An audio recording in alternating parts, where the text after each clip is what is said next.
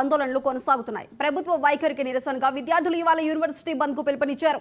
దీంతో అలర్ట్ అయిన పోలీసులు హెచ్సియు ముట్టడికి వస్తారనే సమాచారంతో యూనివర్సిటీ పరిసరాల్లో ఎవరిని అనుమతి లేదని స్పష్టం చేశారు.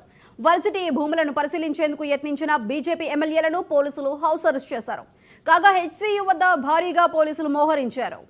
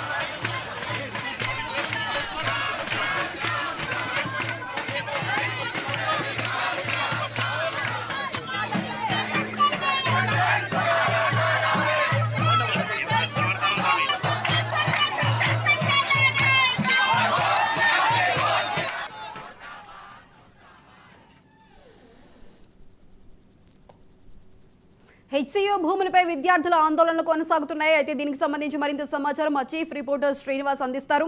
శ్రీనివాస్, చెప్పండి, ప్రస్తుతం అక్కడ ఆందోళనకర పరిస్థితులు అయితే కనిపిస్తున్నాయి. ప్రస్తుతం అక్కడ ఎటువంటి పరిస్థితులు ఉన్నాయి? హెచ్సియు వద్ద తీవ్ర ఉద్రిక్తత చోటు చేసుకుంది. ఇప్పటికే బీజేపీ నేతల సందర్శనను పోలీసులు ఎక్కడికక్కడ అడ్డుకోవడం జరిగింది. ఈ నేపథ్యంలో మరోవైపు బీజేవైఎం యువ మోర్చా నేతలు, భారతీయ జనతా పార్టీ యువ మోర్చా నేతలు అక్కడికి హెచ్సియు స్థల పరిశీలనలకు, హెచ్సియు విద్యార్థుల సంఘీభావం తెలిపేందుకు పిలుపునిచ్చారు, వెళ్తామని ప్రకటించారు. అయితే ఇప్పటికే ఈ పరిణామాల రీత్యా అక్కడ పోలీసులు పెద్ద ఎత్తున మోహరించడం జరిగింది. వీరిని అడ్డుకునేందుకు మరిన్ని ఉన్న బలగాలకు అదనంగా పోలీసు బలగాలు వచ్చి అక్కడ మోహరించాయి. అక్కడ విద్యార్థుల్ని ఎక్కడికక్కడ అరెస్టులు చేసి స్వాధీనంలోకి తీసుకుంటున్నారు. అక్కడ విద్యార్థులను నిరసన నిర్వహించకుండా అడ్డుకుంటున్నారు. దీంతో ఈ విద్యార్థులకు పోలీసులకు మధ్య వివాదం నెలకొంది. వాగ్వివాదంతో పాటు తోపులాటలు జరుగుతున్న పరిస్థితి. కాసేపట్లో బీజేపీ నేతలు కూడా ఈ అన్ని పరిణామాల పైన ఇప్పుడు హెచ్సియు వెళ్ళనివ్వకుండా హెచ్సియు విద్యార్థులన్న హెచ్సియు స్థలాలను పరిశీలించేందుకు వెళ్ళాలనుకున్న తమను అడ్డుకోవడం పట్ల నిరసనగా మీడియా సమావేశం నిర్వహించేందుకు సిద్ధమయ్యారు. కాసేపట్లో మీడియాతో మాట్లాడేందుకు సిద్ధమయ్యారు. ఇప్పటికే రకరకాల వివిధ వైపుల నుండి హెచ్సియు విద్యార్థులకు ఆందోళనకు దిగినటువంటి నిరసనలు చేస్తున్నటువంటి హెచ్సియు విద్యార్థులకు సంఘీభావం పెరుగుతా వస్తా ఉంది. ఇప్పటికే వివిధ విపక్షాలు ఇటు బీజేపీతో సహా బీఆర్ఎస్, వామపక్ష పార్టీలు మద్దతు పలికాయి. అలాగే ఆయా పార్టీల నేతలు వారిని కలిసి సంఘీభావం చెప్తున్నారు. నిన్న హెచ్సియు విద్యార్థి నేతలు కేటీఆర్ తో సమావేశమయ్యారు. బీఆర్ఎస్ పార్టీ వర్కింగ్ ప్రెసిడెంట్ మాజీ మంత్రి కేటీఆర్ తో.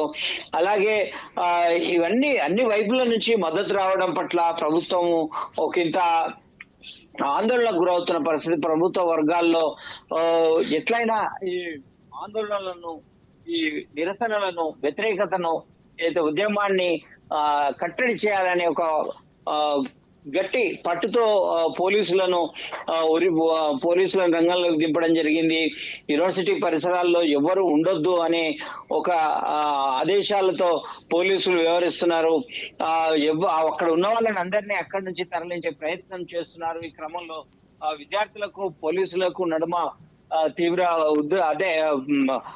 తోపులాటలు పెనుగులాటలు ఏర్పడుతున్న పరిస్థితిలో ఉద్రిక్త పరిస్థితులు అయితే అక్కడ నెలకొని ఉన్నాయి. ఈ క్షణాన ఏం జరుగుతుందనే ఒక ఉత్కంఠ పరిస్థితి అయితే అక్కడ ఏర్పడ్డ పరిస్థితి. ఇప్పటికే పలువురు బీజేపీ నాయకులు అక్కడికి వెళ్లేందుకు ప్రయత్నించడంతో ఎక్కడికక్కడ వారిని అడ్డుకుంటున్న పరిస్థితి. ఎమ్మెల్యేలు శాసనసభాపక్ష ఉపనేత పాయల్ శంకర్ తో పాటు ధన్పాల్ సూర్యనారాయణ గుప్తా కావచ్చు, ఇతర ఎమ్మెల్యేలను ఇక్కడ హైదర్ కూడా ఎమ్మెల్యే క్వార్టర్స్ వద్దనే అరెస్ట్ చేయడం జరిగింది. మరికొంతమందిని చీకోటి ప్రవీణ్ వంటి కొంతమంది నాయకులను అక్కడికి బయలుదేరినప్పటికీ కూడా మార్గ మధ్యంలోనే అడ్డుకొని అరెస్ట్ చేసినట్లు మనకు తెలుస్తా ఉంది. మొత్తం మీద విద్యార్థులకు మద్దతు లభించకుండా అక్కడ విద్యార్థులు విద్యార్థులంతా పెద్ద ఎత్తున మోహరించి పెద్ద ఎత్తున అక్కడ సమూహంగా ఏర్పడి ఆందోళన చేసినట్లయితే పరిస్థితి చేదాటిపోతుందనే భావనతో పోలీసులు ఎక్కడికక్కడ విద్యార్థులను అరెస్ట్ చేయడం, అరెస్టులు చేస్తున్న పరిస్థితి, విద్యార్థులను అరెస్ట్ చేసి ఆ పరిస్థితిని అదుపులోకి తీసుకొచ్చేందుకు ప్రయత్నం చేస్తున్న పరిస్థితి.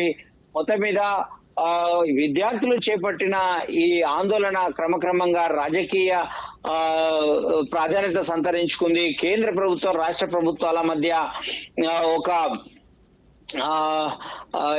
ఒక వివాదంగా కూడా మారుతున్న పరిస్థితి. కేంద్ర మంత్రుల వాదన ఒకలాగుంది, రాష్ట్ర ప్రభుత్వం వాదన మరొకలాగుంది. రాష్ట్ర ప్రభుత్వం ఏమో ఇది తమ భూమి, ప్రభుత్వ భూమి, ఏమైనా చేసుకోవడానికి మాకు హక్కు ఉంది అని రాష్ట్ర ప్రభుత్వం తరఫున ఒక వాదన వినిపిస్తా ఉంటే, అక్కడ అటవీ భూముల పరిరక్షణకు కేంద్ర ప్రభుత్వం అనుమతులు ఉండాలి, రాష్ట్ర ప్రభుత్వం ఏం చేయాలన్నప్పటికీ కూడా అని కేంద్ర మంత్రి బండి సంజయ్ చెప్తున్న పరిస్థితి. అలాగే కేంద్ర మంత్రి రాష్ట్ర బీజేపీ అధ్యక్షుడు కిషన్ రెడ్డి కూడా ప్రభుత్వ తీరును తీవ్రంగా తప్పుపడుతున్న పరిస్థితి కనబడతా ఉంది.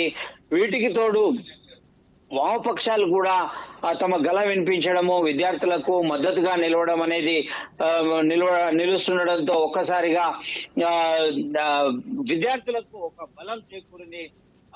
నైతికంగా లభిస్తున్న మద్దతుతో విద్యార్థులు వెనక్కి తగ్గకుండా మరింత ఉత్సాహంతో పోరాడుతున్న పరిస్థితి అక్కడ కనబడతా ఉంది. గతంలో ప్రారంభంలో విద్యార్థుల వరకే పరిమితమైనటువంటి పోరాటం ఇప్పుడు రాజకీయ పక్షాలకు కూడా పాకడంతో మొత్తం మీద తీవ్ర రూపం దాల్చుకున్న పరిస్థితి. ఇతర అంశాలన్నీ పక్కకు వెళ్లిపోయినాయి. నిన్న ఉగాది రోజున సీఎం రేవంత్ రెడ్డి సన్నబియ్యం పంపిణీ చేపట్టినప్పటికీ ఈ రోజు రాష్ట్ర మంత్రులంతా కూడా వివిధ జిల్లాల్లో ఈ సన్నబియ్యం పంపిణీ కార్యక్రమంలో తలమునకలై ఉన్నారు ఒకవైపు.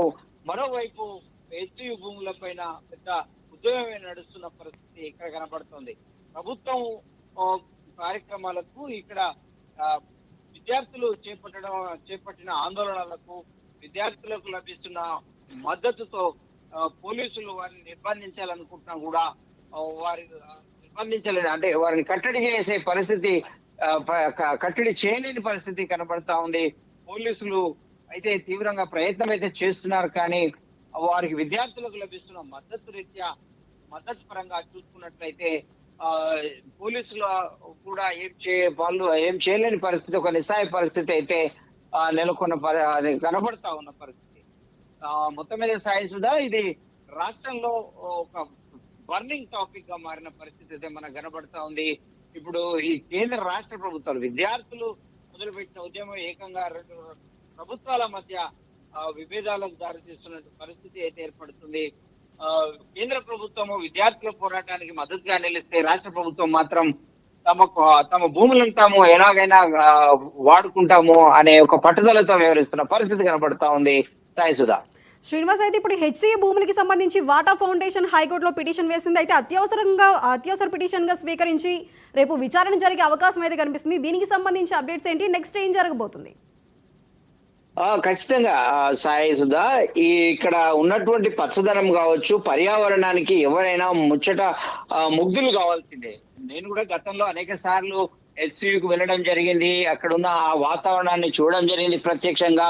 కాబట్టి ఎవరైనా ప్రకృతి ప్రేమికులు, పర్యావరణ ప్రేమికులు ఆ వాతావరణం దూరం అవుతుంది అంటే మాత్రం ఎవరు తట్టుకోని పరిస్థితి అయితే ఉంటుంది. కానీ ప్రభుత్వము ఇంత తక్కువ సమయంలో ప్రభుత్వానికి వస్తున్న వ్యతిరేకతకు కారణం మాత్రం ఆ ఒక ప్రకృతి పర్యావరణ అంశమే అని చెప్పుకోవచ్చు. అక్కడ అంత ఆ స్థాయిలో పచ్చదనం కానీ పర్యావరణ కానీ జీవ వైవిధ్యం కానీ లేకపోయినట్లయితే దాన్ని ఈ స్థాయిలో అక్కడ విద్యార్థులకు మద్దతు వచ్చి ఉండేది కాదు. కాబట్టి ఈ క్రమంలోనే వఠా అనే ఒక స్వచ్ఛంద సంస్థ హైకోర్టును ఆశ్రయించడం జరిగింది. హైకోర్టు ఈ విషయాన్ని సీరియస్ గా తీసుకుని విచారణకు స్వీకరించడం జరిగింది. ఈ నేపథ్యంలో ప్రభుత్వం ఇలా చేయడం అనేది చాలా విమర్శలకు దారితీస్తున్న పరిస్థితి. ఇదే అంశాన్ని కేంద్ర మంత్రి బండి సంజయ్ కూడా లేవనెత్తారు. ఆ తర్వాత ఈ స్వచ్ఛంద సంస్థలు, ఇటువైపు విద్యార్థులు, పౌర సమాజానికి ఎప్పటికప్పుడు అందుబాటులో ఉండే ఈ వ్యవస్థ, ఈ పర్యావరణం అంటే ఎవరు కూడా కాదనని విషయం. పర్యావరణాన్ని కాపాడుకోవడం అంటే అందరూ కలిసి వచ్చే అంశం. కాబట్టి ఈ క్రమంలో పౌర సమాజము, ఇతర ప్రతిపక్షాలు విద్యార్థుల వైపు నిలబడడం అనేది ప్రభుత్వానికి ఒక ఇరకాటంగా పరిస్థితి, ఒక ప్రభుత్వానికి తలనొప్పిగా మారిన పరిస్థితి అయితే మనకు కనబడతా ఉంది. హైకోర్టు దీన్ని వేగంగా విచారణ చేసి ఏదైనా ఆదేశాలు ఇస్తే గనక అది ప్రభుత్వానికి ఎలాంటి చుక్కెదురు కానుంది అనే అంశం కూడా ఇప్పుడు చర్చనీయాంశంగా మారిన పరిస్థితి. ఈ నేపథ్యంలో సీఎం తో పాటు నిన్న ఉన్నతాధికారులు కూడా సమావేశాలు కావడం జరిగింది. ఎప్పటికప్పుడు సీఎం ఈ అంశం పట్ల ఉన్నతాధికారులతో సమావేశం అవుతూ తదుపరి చర్యల కోసం ఎలా వ్యవహరించాలనే దాని పట్ల సమాలోచనలు అయితే చేస్తున్నట్టు తెలుస్తా ఉంది. ఏదేమైనా ప్రభుత్వము ఇక్కడ చుట్టూ ఐటీ పరిశ్రమలు ఉండడం, మధ్యలో ఒక కల్పతరువుగా ఈ భూమి ప్రభుత్వానికి కనబడతా ఉంది. ఈ భూమికి వేలం వేసినట్లయితే ఎక్కువ ఆదాయం సమకూరే అవకాశాలు ఉండడం వల్ల ఇక్కడున్న market right Srinivas, thank you.